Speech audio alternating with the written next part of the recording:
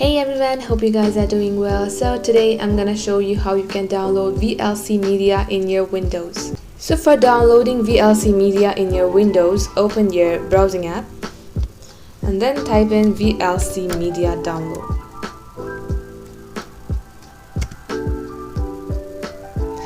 Go to the first link which says official download of VLC media. Here you can see this download VLC option, press it. And now this is being downloaded and it might take a few seconds. After 2 or 3 seconds, you can see this icon right here. Later when you download this, press open.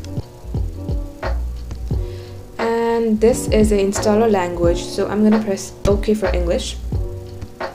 And press next. And this is a license agreement, just press next. And leave it to custom. You can select any area that you want this to be located. I'm gonna select default one. Later when you are done, press finish. Now you can see this icon right in my desktop. And then you can open your file with VLC Media Player.